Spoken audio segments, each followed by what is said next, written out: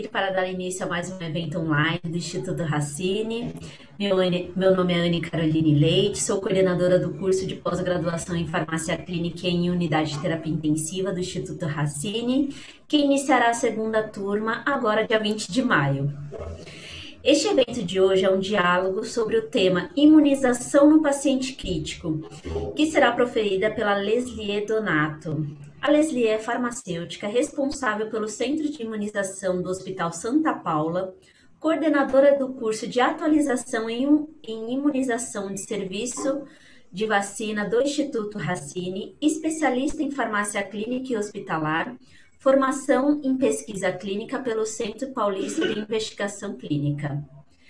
Essa atividade tem como objetivo discutir as oportunidades da imunização ao paciente crítico, e ela tem a seguinte estrutura: 10 minutos para uma breve introdução ao diálogo. A gente vai retomar um pouquinho do que é vacina, da sua importância, porque quando a gente fala de paciente crítico, a gente já lembra de sedação, analgesia, antimicrobiano de amplo espectro. Então, a gente vai voltar um pouquinho dessa importância e das características de imunização para, de fato, entrar no assunto.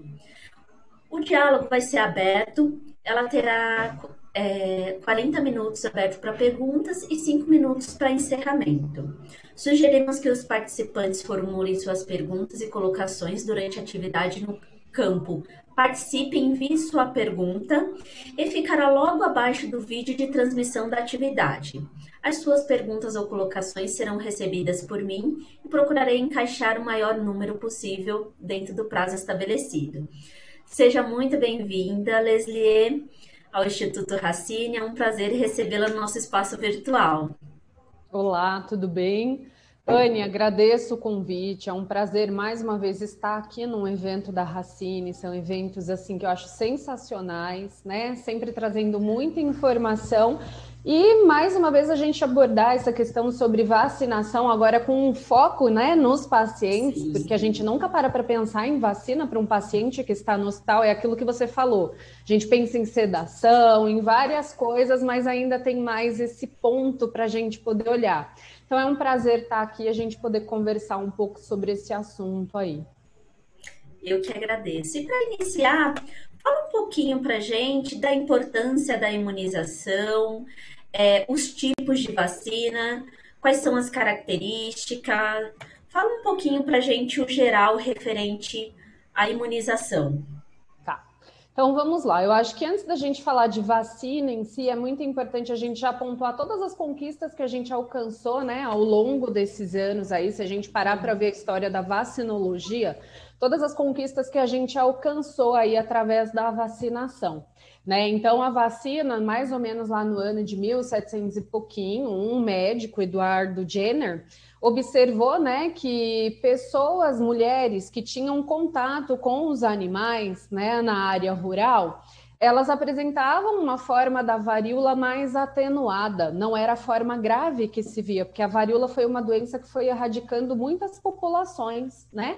Por isso que começou a ser estudado e observado. E aí esse médico viu que essas mulheres que trabalhavam no campo, elas apresentavam assim a forma da varíola, só que de uma forma mais branda, né? E aí o que ele observou? Pessoas, foi daí que surgiu a questão da vacina, né? A gente ainda não tinha esses termos, hoje a gente conhece como vacina, mas ele retirou pus da secreção das pústulas, né? Feridas presentes na mão dessas mulheres e começou a inocular em pessoas saudáveis. Depois de uns dias, ele pegava essas pessoas que foi inoculada, colocava diante, né, de outras pessoas infectadas, de animais, e essas pessoas apresentavam a forma da doença, mas de uma forma mais branda, né, uma forma mais tranquila. E foi daí que surgiu esse conceito de vacinação. Foi daí que a gente começou a observar que quando você expunha as pessoas a um determinado agente, de alguma forma o corpo dela aprendia a se defender e proteger essa pessoa. Então foi aí que a gente surgiu essa questão da vacinação. Ele fez o primeiro teste dele numa criança, apresentou esses resultados, foi reproduzindo e realmente a varíola foi a primeira vacina que nós tivemos. Foi uma vacina, né? Através desse método, com o passar dos anos, foi melhorado e a varíola foi a primeira doença que a gente teve erradicada através desse método que hoje a gente conhece como vacinação, né? Através da imunidade que as pessoas adquiriam. Se a gente parar para ver na história, aí, mais de 200 anos, a história da vacinologia, a gente vê muitas doenças que algumas erradicadas, outras diminuiu drasticamente, né? Hoje a OMS estima que mais ou menos 3 milhões de mortes são evitadas todos os anos através da vacinação. Então é uma grande conquista que a gente tem. Quando a gente para pensar em vacina, a vacina é um método mais seguro e eficaz, um dos métodos mais baratos que a gente tem também para proteger a população. A vacina ela tem um impacto muito grande na questão da saúde individual, porque não é o benefício só para o próprio indivíduo que está recebendo a vacina, mas a gente sabe que quanto mais pessoas vacinadas, menos vírus e bactérias vão circular, com isso a gente vai fazendo uma barreira, a gente vai então impactar na saúde individual e coletiva aí da população. Então, a questão do custo-benefício, né? A gente para ver, tem muito mais benefício a gente investir numa vacina do que a pessoa adoecer, a pessoa ter que gastar com tratamento. O que a gente vai comentar aqui hoje, pacientes que, às vezes, através de uma vacina, evita internações, né? Então, a gente para pesar todo o custo de uma internação, o custo de um tratamento, os medicamentos, a gente vê o benefício da vacina, né? Então, são diversos pontos aí a favor da vacina. E ainda mais nesse momento que a gente tanto deseja, né? Tanto tem escutado falar de vacina. Infelizmente, quando a gente pensa em vacina, é mais num ponto, numa questão assim de surtos, está tendo surto. No caso, hoje a gente está vivendo uma pandemia, né? O bom seria esse cenário que a gente está vendo aos poucos está mudando, né? A gente nunca ouviu falar de vacina dentro de um hospital. Hospital é lugar da gente apagar incêndio, a pessoa chega, a gente vai tratar a doença dela. A gente não para pensar na questão primária de educar e prevenir o nosso paciente. Então, hoje, os hospitais, os lugares estão entendendo que vale muito mais a pena eu investir num tempo orientando os meus pacientes, eu vacinando com aquelas doenças que são imunopreveníveis, né, através da vacinação, do que internar esse paciente. Às vezes, futuramente, ele volta para uma internação de algo que a gente poderia prevenir. Então, hoje a gente está caminhando, ainda é algo muito novo aqui para a gente no Brasil, mas a gente está caminhando para esse olhar. É onde a gente consegue ter um olhar para o nosso paciente como um todo, né? A gente vai desde a questão primária, de prevenção, até todo o restante do cuidado que ele precisa. Então, hoje a gente já consegue ver que em muitos congressos de uns anos para cá, que a gente vai participar, principalmente na questão de oncologia, infectologia, em muitos congressos são apresentadas as questões da vacina junto com as terapias para o paciente, né? Porque com a questão da resistência de antibióticos, né? Das bactérias aí, a gente começa a ver que a gente não tem muita novidade de antibióticos chegando. Há mais de 70 anos a gente teve a descoberta de um antibiótico, de lá para cá a gente tem associações, tem melhora a estrutura da molécula, mas nós não temos novos antibióticos surgindo.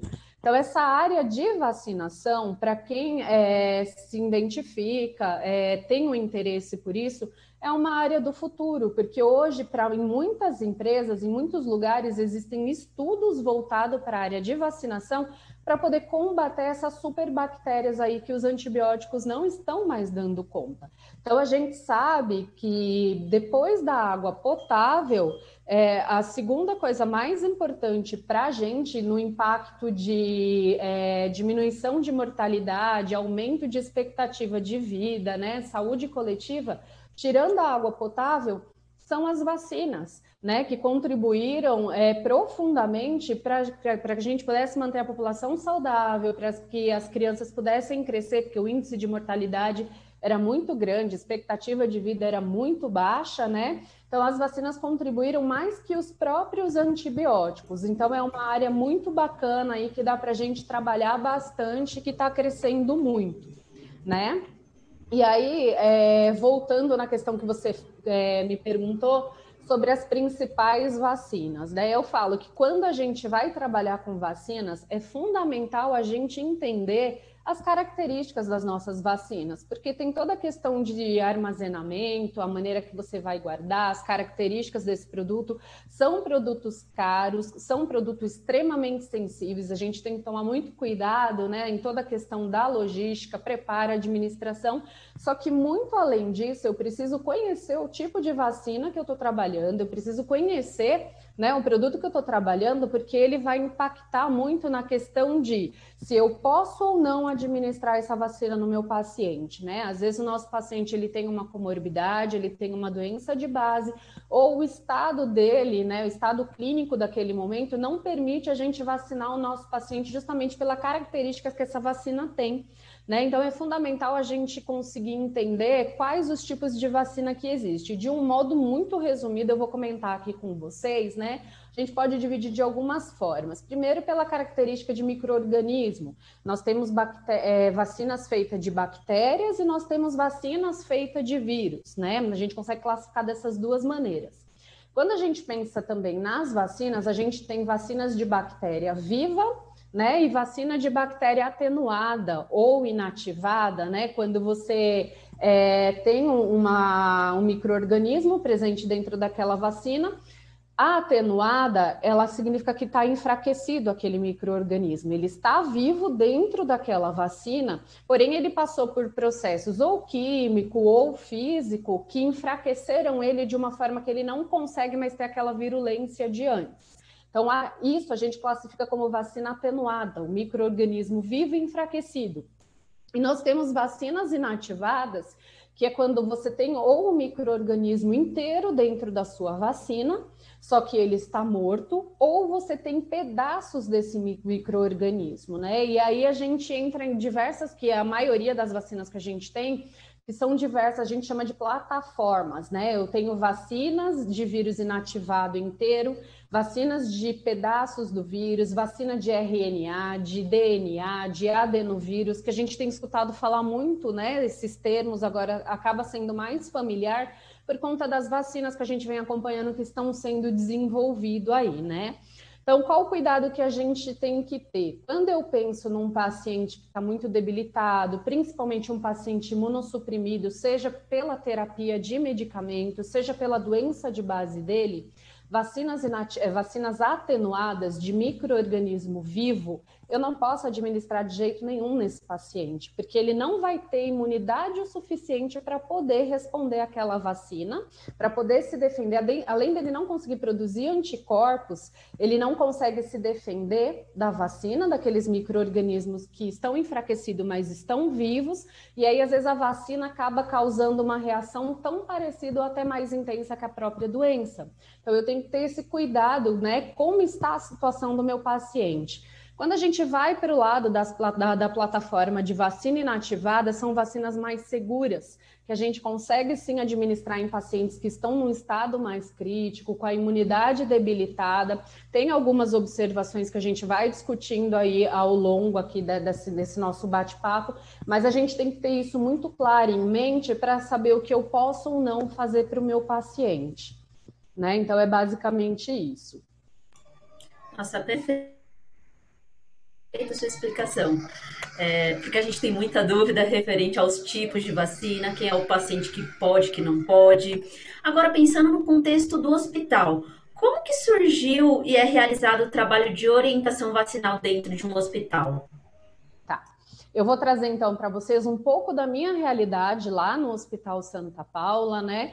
Como que surgiu essa questão de vacinar o paciente dentro do hospital? Essa questão da imunização no nosso hospital foi estruturado junto com a farmácia clínica. Então, normalmente a gente costuma muito ver enfermeiro cuidando dessa parte de vacinas, né? Tanto é que a maioria das pessoas comentam comigo, mas você é enfermeira? Eu falo, não, eu sou farmacêutica, porque o pessoal não está muito adaptado a ver farmacêutico cuidando dessa parte. Então, lá no Santa Paula, a gente tem uma equipe de farmacêuticos clínicos e todo paciente que interna, ele passa por uma anamnese. A anamnese nada mais é que uma entrevista que a gente faz com o paciente, porque aí a gente vai fazer um levantamento, a gente vai conhecer um pouco mais do nosso paciente, saber sobre o histórico de saúde e doença dele, os tipos de medicamento que ele usa, se ele tem alguma doença de base.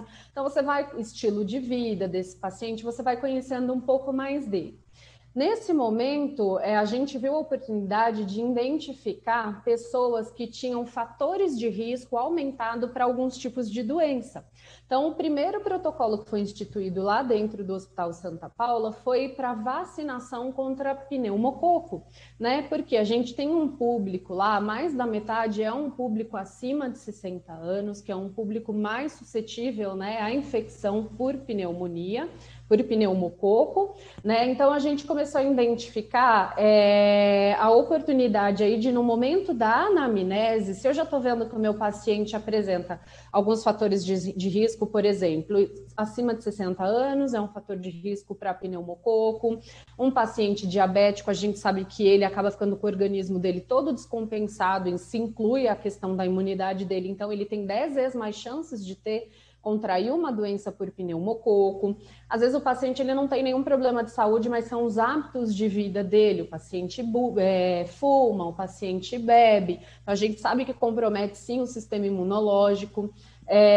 Pacientes oncológicos, a gente sabe que aumenta 60 vezes mais as chances de ter doença por pneumococo. Então, é no momento da anamnese que a gente, conversando com o nosso paciente, a gente identifica e sinaliza para ele, olha, como o senhor tem diabetes ou como o senhor tem mais de 60 anos, são fatores de risco que aumentam as chances de ter algumas doenças. E aí a gente vai sinalizando as vacinas que é recomendado para esse paciente, né? O paciente tendo interesse, ele acaba conseguindo fazer a própria vacinação ali dentro, né, do Santa Paula, porque o Santa Paula tem um centro de imunização dentro do hospital, ou ele fica livre, a gente passa toda a orientação, ele fica livre para fazer, se ele tem direito no SUS, num centro de referência de imunobiológicos ou em qualquer outra clínica. O foco principal e importante é a gente conseguir orientar o nosso paciente e ele saber que ele tem risco de algumas doenças, mas que ele também pode se imunizar e se prevenir.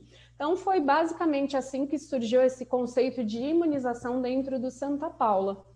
No momento da anamnese, no momento da conversa, ficou assim durante um período e depois surgiu a oportunidade da gente realmente montar um centro de imunização, uma sala, onde além da gente atender os nossos pacientes, né, além do momento da anamnese, ou então fazer uma busca ativa para identificar qual paciente está internado e tem fator de risco, ir lá e orientar esse paciente. Além disso, a gente tem também um espaço aberto para estar atendendo o público externo e foi assim que surgiu essa questão de imunização no hospital. Ah, legal. E pensando no paciente crítico, vacinação do paciente crítico. Então, o paciente crítico, nós temos vários perfis, né, de paciente. A gente tem aquele pediátrico, tem o adulto neurológico, cardiológico, mas o grande perfil do paciente, normalmente na unidade de terapia intensiva, é aquele paciente grave, né, com droga vasoativa, sedação. Como que funciona a imunização desse paciente crítico? Quais são os critérios? O que a gente precisa se atentar, né? Primeiro, qual a idade desse paciente, quais os problemas, as doenças de base que ele tem e o que ele teria indicação. Às vezes, tem vacinas que não seria o momento ideal para fazer, né? Aquilo não tem um peso tão grande naquele momento. Mas a gente sabe que quando o paciente está internado, principalmente quando ele está num momento crítico, né? Ele fica mais propenso a outras doenças dentro do hospital. Nem tudo a gente consegue prevenir. Então, eu vou trazer para vocês, falando de doenças imunopreveníveis, as que mais pesa para a gente, que dá para a gente cuidar do nosso paciente. Gripe causada pelo vírus influenza é muito comum o paciente internar por um problema, está debilitado e acaba tendo gripe. E outra doença também muito comum é a pneumonia, né? O que a gente vê muito paciente internar por uma outra doença, e aí a gente tem doenças oportunistas, porque a imunidade no nosso paciente está debilitado, e aí além de já ter o problema que ele internou, ele acaba tendo outros durante a internação. Então, como que acontece? Quando a gente pensa em reação adversa de vacinas, né?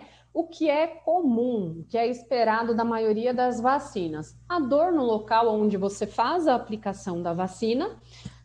Nas primeiras 72 horas, o paciente pode apresentar um pouco de dor de cabeça, dor no corpo, febre. Então, qual o cuidado que a gente tem que ter para vacinar esse paciente? Porque assim, eu recebo o paciente, eu não sei por quanto tempo ele vai ficar ali dentro do hospital. Existem casos do paciente ficar 1 mês, 2, 3, com a gente internado lá no hospital, né?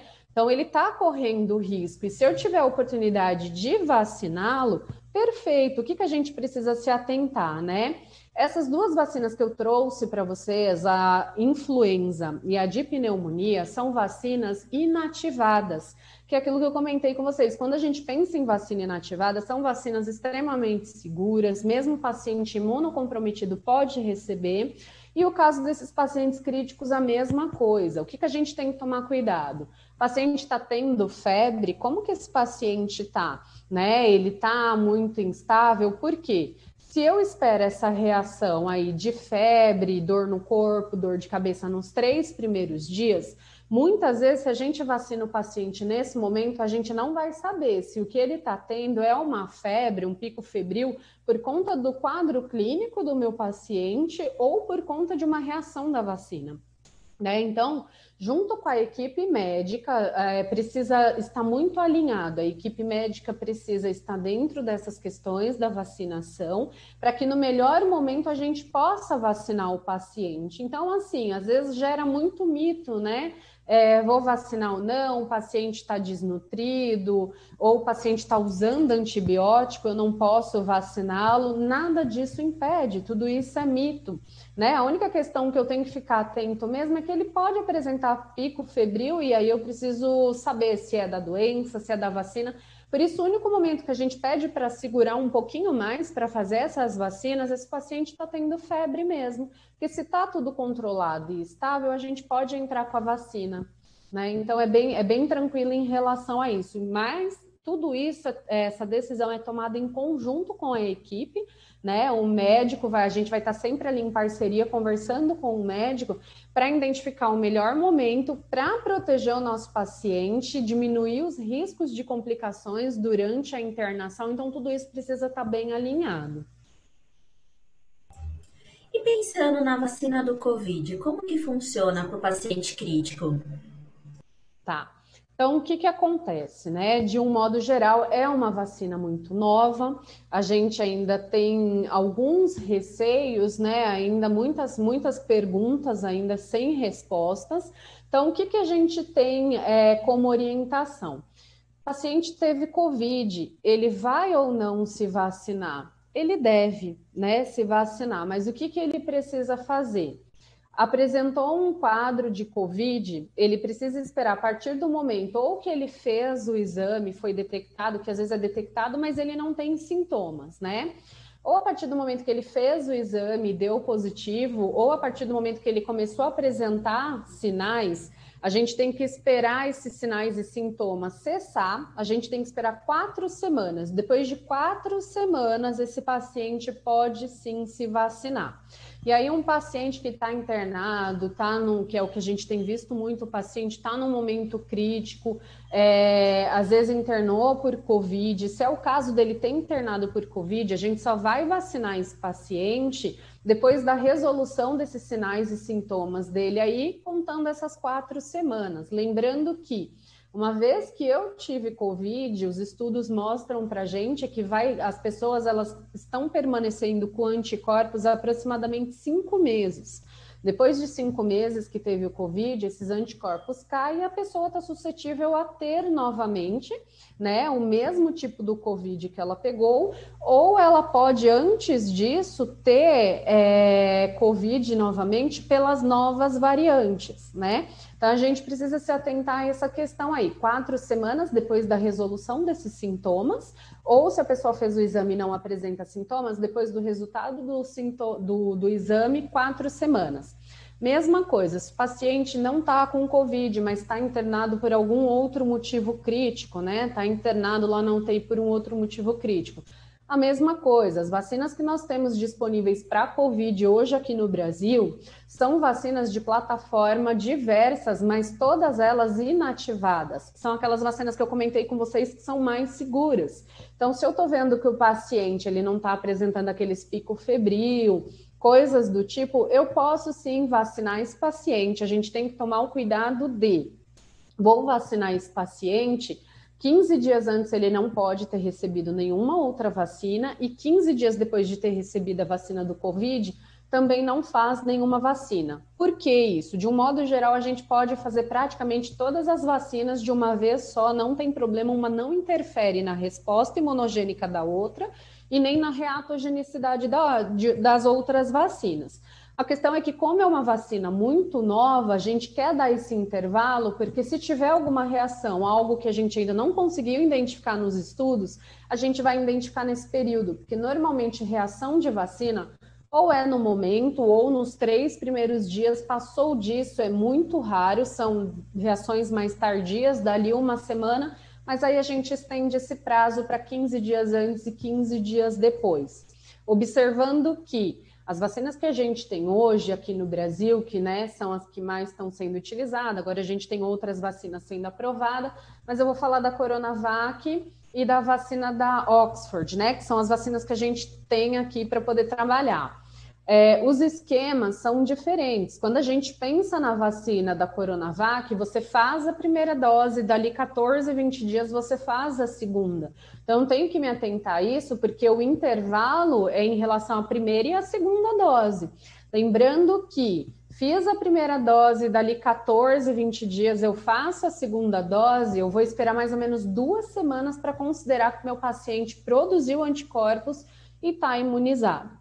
Quando a gente pensa na vacina da Oxford, né, o esquema já muda, é uma vacina também de 2 doses, só que o intervalo é diferente. A gente faz a primeira dose da vacina, dali 3 meses, 90 dias, a gente faz a segunda dose. Então, a gente também tem que se atentar nessas questões aí do intervalo, que vai mudar de vacina para vacina.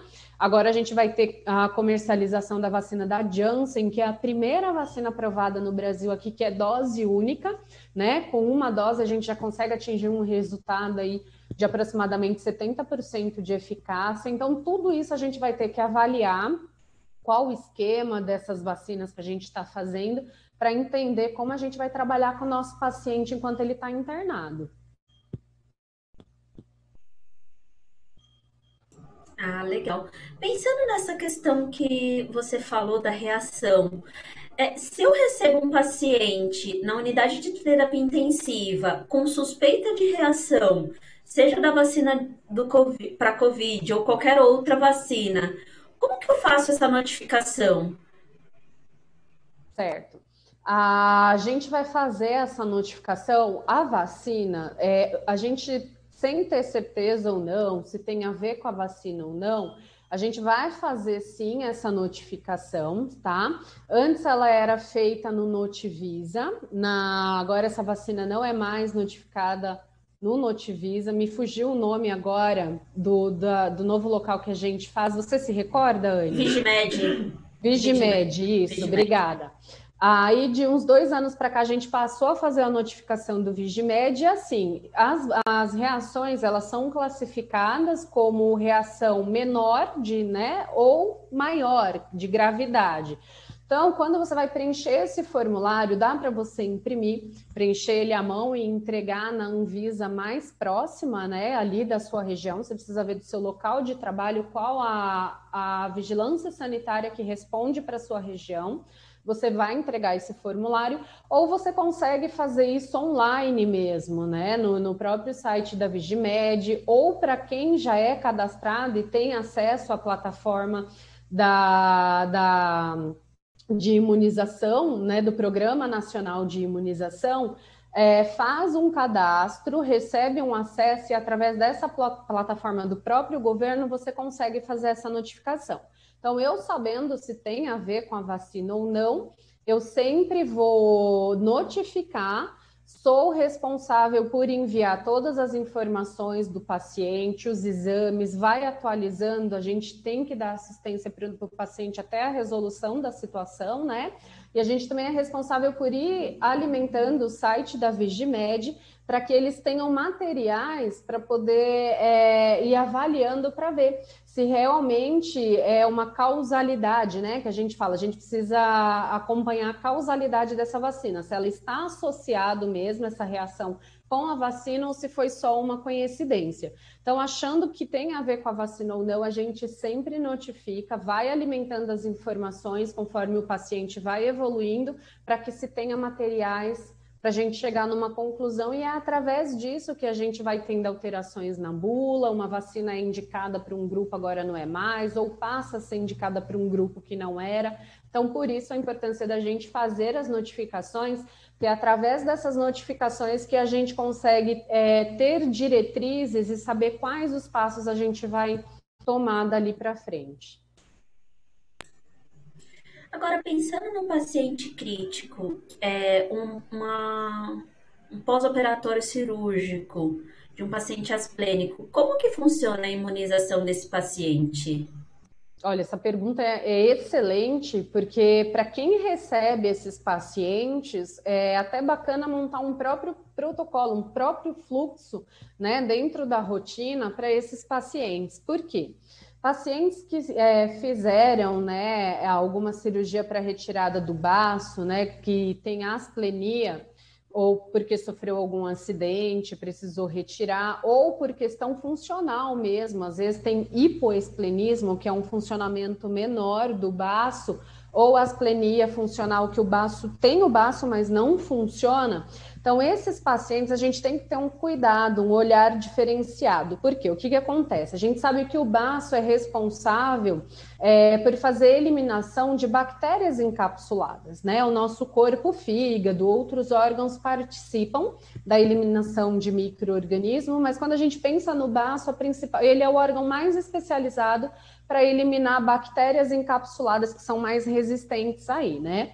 Então, quando o paciente não tem um funcionamento adequado ou tem ausência do baço, ele está mais exposto, ele está mais propício a ter infecções por bactérias encapsuladas. Então, é bacana a gente montar um fluxo, um protocolo de orientação e montar os esquemas de vacinação para esse paciente. Então, o ideal se é um paciente com uma cirurgia eletiva, ele vai internar para fazer essa cirurgia, o ideal é até 14 dias antes da cirurgia a gente concluir esses esquemas. Sempre lembrando que tem vacina que o paciente vai receber uma única dose e ele está imunizado para o resto da vida. Tem vacina que ele vai precisar de 2 doses. Então, por isso que a gente precisa calcular direitinho para poder conseguir concluir esse esquema 14 dias antes dele fazer a cirurgia. Por quê? Essas vacinas que ele vai receber vai levar em média 14 dias aí para conseguir produzir anticorpos e a gente considerar que o nosso paciente ele está imunizado, ele está protegido.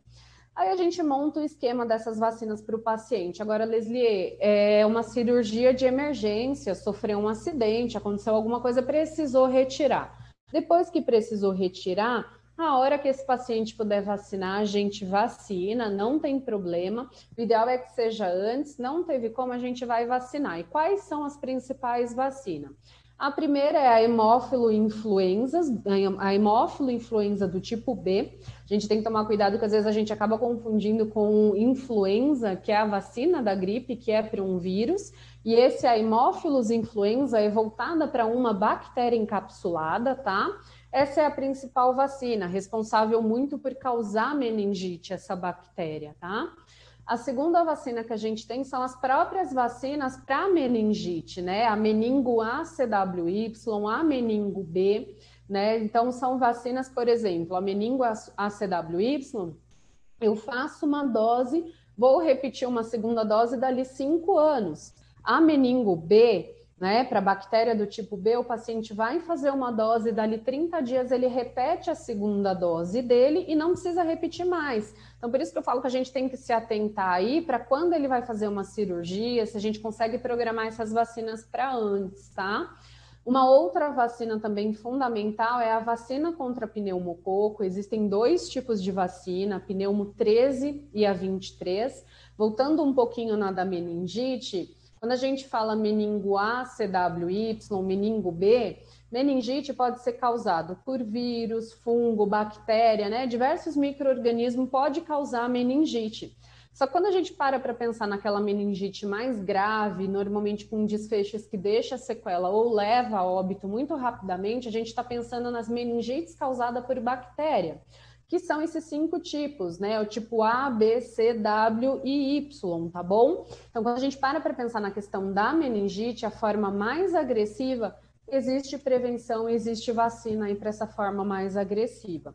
Lembrando que tem vacinas, toda vez que a gente vai orientar o nosso paciente, a gente tem que se atentar que tem vacinas devido a, dependendo o problema que ele apresenta ali, a doença, a situação do paciente, dá direito a ele fazer vacinas gratuitas pelo SUS. Isso é muito importante, porque eu sempre ressalto isso, pessoal. Não adianta eu orientar o meu paciente, mas ele não ter acesso às vacinas. E a gente sabe que vacinas são caras, né? Tem vacinas que chega a ser 500, 600 reais a dose, o paciente precisa fazer 2, 3 doses da vacina. Então, é fundamental, a hora que eu vou orientar o meu paciente, além de eu montar todo o esquema de vacinação, que vai mudar, tá? As vacinas que ele vai receber, a dose que ele vai receber, se é 1, 2 doses, se é intervalo de 1 mês, 2, 3, tudo isso vai mudar de acordo com o seu paciente. Por isso, quando a gente vai montar um mapa de vacinação, você tem que sentar com o seu paciente, fazer uma bela anamnese, entender todo o histórico de saúde dele, se já recebeu vacina antes ou não, qual o problema de saúde que ele tem, porque tudo isso vai ser muito individualizado. Montei esse mapa com as vacinas indicadas, intervalo das doses, eu também preciso orientá-lo que ele vai ter acesso gratuito ao SUS, aonde ele vai, passo o endereço para ele, os locais que ele vai ter, porque tem vacinas que a gente não consegue achar, por exemplo, numa unidade básica de saúde. E aí, para isso, existem os CRIs, que são os Centros de Referência de Imunobiológicos Especiais. Para paciente, por exemplo, que a gente está falando, né, um paciente que passou por uma cirurgia ou tem um problema aí de asplenia e hipoesplenismo, esse paciente ele tem acesso nos CRIs a vacinas que na UBS a gente não tem acesso, porque a condição daquele paciente, ele tem risco aumentado para aquela doença, então ele tem acesso a essas vacinas. Então a gente também precisa se focar nessa questão aí, além de eu orientar o que ele precisa fazer, aonde ele vai ter acesso ou não. Né? Então, falando desses pacientes, só para a gente finalizar, de asplenia, a Haemophilus influenza é para bactéria encapsulada, as de meningite que eu comentei com vocês e a de pneumonia. Pneumonia é uma vacina super indicada, nós temos 2 tipos, a pneumo 13 e a 23, e qual a diferença entre elas, né? A pneumo 13 protege de 13 sorotipos diferentes de pneumococo. E ela é dose única, a partir de 2 meses de vida, todos nós temos indicação de fazer a pneumo 13. Quando é menor, quando é criança que começa nos primeiros meses de vida, são mais doses, 3, 4 doses, dependendo da idade. Quando é adulto, uma dose única para o resto da vida estar imunizado com uma única dose contra aqueles 13 tipos. Quando a gente pensa na pneumo 23, ela protege de 23 sorotipos, 10 a mais que a 13. Aí o pessoal fala, Leslie, mas por que eu vou fazer a 13 se tem a 23? É uma dúvida muito comum isso, né? E o que eu sempre oriento, tá? Apesar da 23 ela proteger de mais tipos de bactéria, a proteção dela no nosso organismo só dura por 5 anos. Vão passando os anos, vai caindo o título de anticorpos e aí a pessoa acaba ficando suscetível de novo. Então, o que é o indicado, tá? Ao longo da vida a gente faz a pneumo 13 em qualquer momento. A pneumo 23 é uma vacina que a gente vai fazer depois dos 60 anos de idade, porque a gente sabe que nessa faixa etária a gente começa a ter uma queda natural do sistema imunológico devido ao envelhecimento, né, da imunossenescência, Então, esse paciente a gente vai precisar protegê-lo. Então, a pneumo 23, ela fica a partir de 60 anos de idade para esses pacientes, porque no momento que ele mais precisa, a gente entra com uma vacina de maior proteção. Ou no caso, vamos supor, de paciente que fez asplenia, ele está ali, ele precisa ser imunizado, então ele tendo 60 anos ou não, eu inicio pela pneumo 13, dou um intervalo de 60 dias e faço a pneumo 23, lembrando que a pneumo 23, a proteção dura por 5 anos, dali 5 anos eu vou repetir de novo e eu faço só por 2 vezes essa dose da pneumo 23. Faço 60 dias depois da 13 e dali 5 anos faço novamente. E o ideal, pessoal, é a gente sempre começar pela pneumo 13, porque diversos estudos mostraram que quando a gente inicia a vacinação pela pneumo 13, a gente tem uma produção maior, uma resposta imunológica maior na questão de produção de anticorpos, do que quando a gente começa com a pneumo 23. Tudo isso está muito envolvido com a tecnologia que a vacina foi feita. Uma é conjugada, outra é polissacarídica. Então, tudo isso vai interferir na questão da imunidade que se faz. Então, o ideal é sempre começar pela pneumo 13 e depois dar sequência aí na 23, mas é aquilo que eu falei para vocês. Sempre lembrando que eu vou ter que avaliar o meu paciente, o estado dele, a idade, se ele já recebeu vacina ou não, porque esses esquemas vão mudando conforme a situação do paciente. Para isso, no próprio site, um site que eu super recomendo, é reconhecido pela Organização Mundial da Saúde como um dos melhores sites nessa questão de vacinas, é o site da Sociedade Brasileira de Imunização, né, o site da SBIM. Então, a própria SBIM, ela oferta para a gente diversos calendários, de acordo com a faixa etária, tá? É por faixa etária o calendário do recém-nascido, da criança de 0 a 10, adolescente, adulto, gestante, idoso. Então, a gente consegue trabalhar também com um calendário para pacientes especiais, e esses pacientes especiais entram pacientes oncológicos, com asplenia, com diabetes, com várias doenças aí de base. Então, a gente tem documentos excelentes que a gente consegue trabalhar aí para poder atender os nossos pacientes. Ah, legal. Agora, para encerrar, uma última pergunta. Os desafios da vacinação. Bom, os desafios são diversos, né? A gente pode pensar aí de várias maneiras. O primeiro são os próprios mitos, né? A falta de conhecimento mesmo, não só por parte da população, mas nós profissionais da saúde. Eu falo por mim, eu não conheci, não entendia nada de vacina até começar a trabalhar com vacina. Né? Então, muitas vezes gera muito mito aquilo que eu comentei com vocês. Ah, o paciente está tomando antibiótico, a pessoa está fazendo tratamento com antibiótico, está imunossuprimida, está com baixo peso, vai ou não fazer a vacinação? Então, um dos desafios é a questão da gente estar muito bem informado e ter essa segurança para poder orientar tanto a nossa própria equipe quanto os nossos pacientes, né? Isso é um grande desafio. O segundo desafio é a questão cultural. Às vezes a gente encontra barreiras cultural mesmo para você poder orientar a pessoa, tem dificuldades de conscientizar. Isso acaba sendo uma barreira para a gente também. A questão, quando a gente pensa em vacinação, é o que a gente está vivendo hoje, eu acho que é o maior exemplo, a maior dificuldade quando a gente pensa na questão de vacina. A questão da aquisição. Vacina é um mercado bem delicado de se trabalhar, porque é um mercado que, assim, às vezes eu tenho muitas vacinas e eu não tenho tanta procura. Às vezes eu tenho um surto, em 2018 a gente teve aquele caso daquela criança que veio a falecer, né, por meningite, e até então a gente tinha vacina, saía, não tinha tanta procura, de repente teve um boom. E o que que acontece? Vacina não é um produto fácil de se produzir, tem vacinas que quando entra numa linha de produção leva até 4 anos para um único lote ficar pronto. Isso encarece muito, né? O valor acaba sendo uma barreira, porque infelizmente nem todo mundo vai conseguir ter acesso por questões financeiras da vacina. Essa própria questão da produção, né? Demora tanto para produzir uma vacina, então o que que acontece? Para o ano de 2022, eles vão tirar uma média do que saiu nos anos anteriores e vão produzir uma quantidade X de vacina. Produziu aquela quantidade, vai exportar para o mundo. E aí, quando a gente tem um surto, uma procura muito grande dessas vacinas, aquele estoque que estava planejado para o ano inteiro sai em questão de um mês, dois, e aí a gente fica aí com um gap enorme durante meses na falta de vacina, porque não dá para produzir vacina da noite para o dia. Então, essa questão também de fabricação é muito difícil.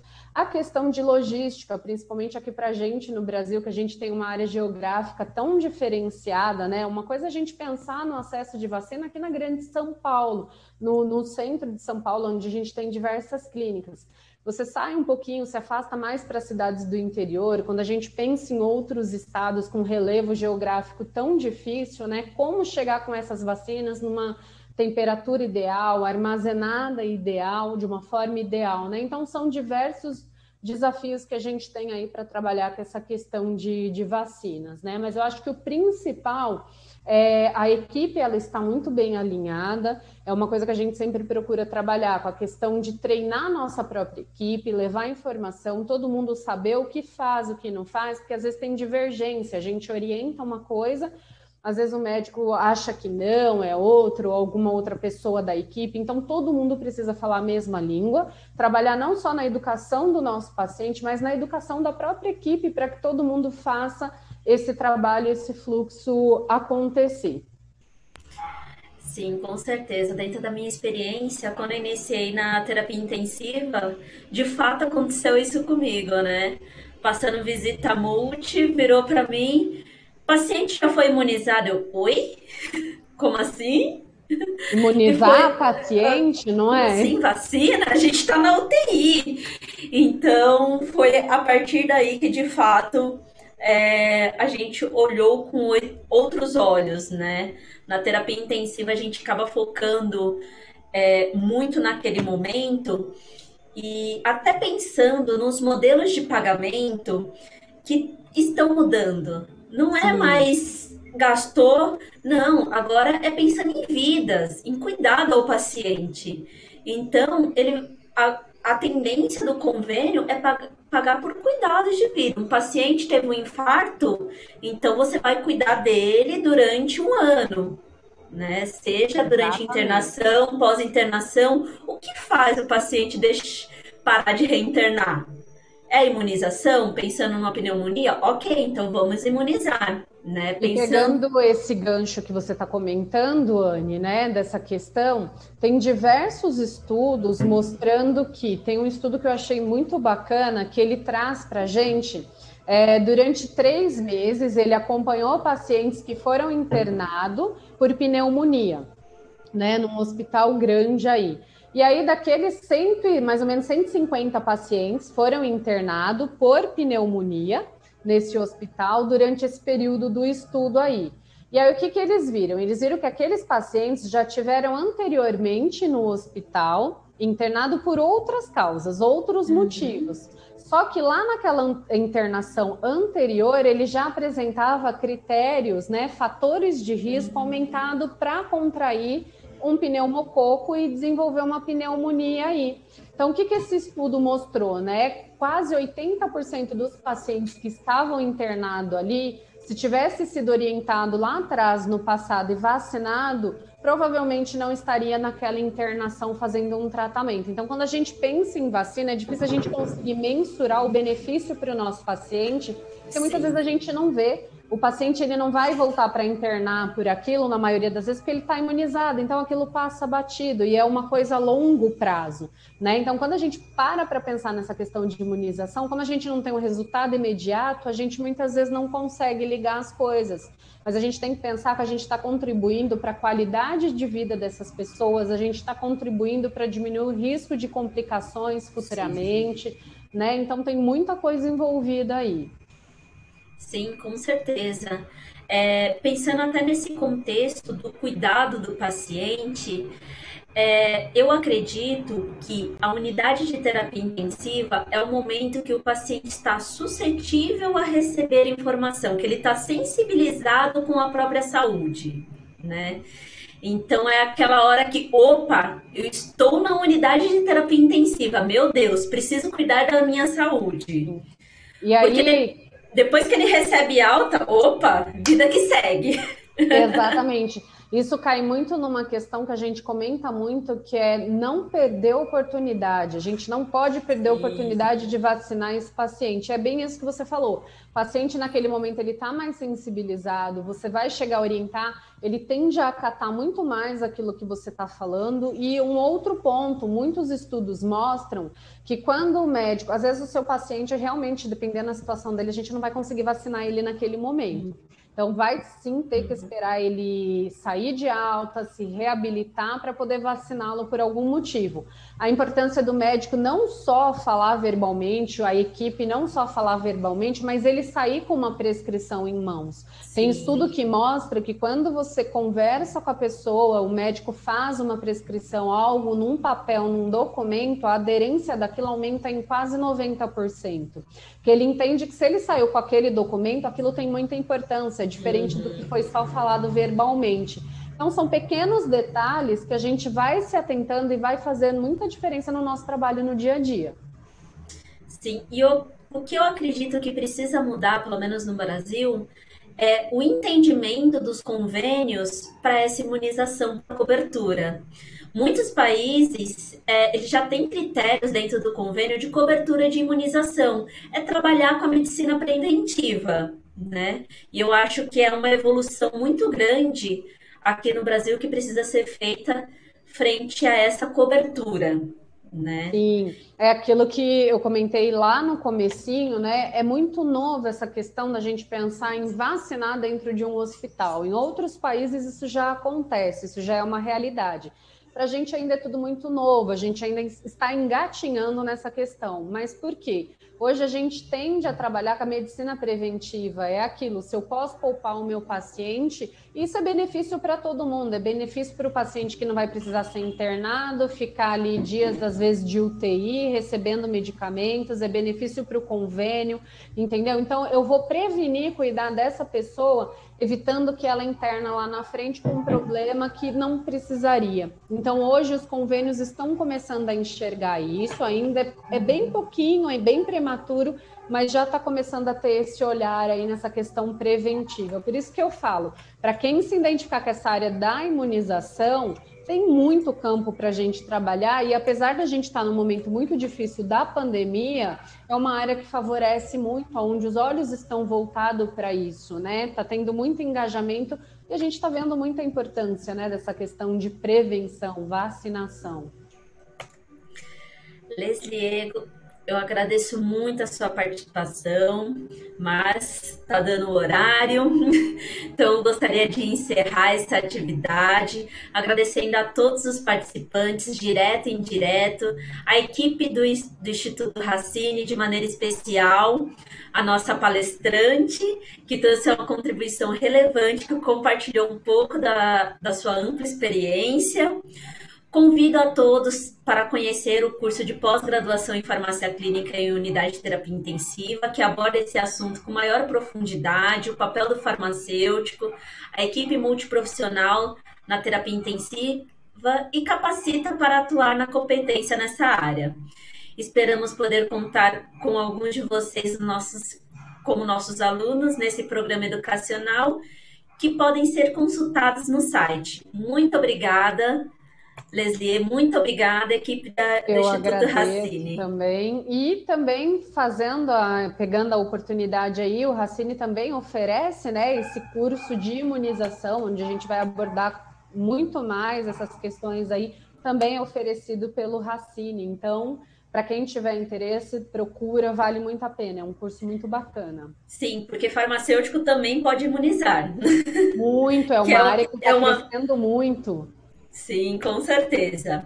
Agradeço a todos pela participação. Encerramos agora nossas transmissões. Até a próxima oportunidade. Tchau, muito obrigada.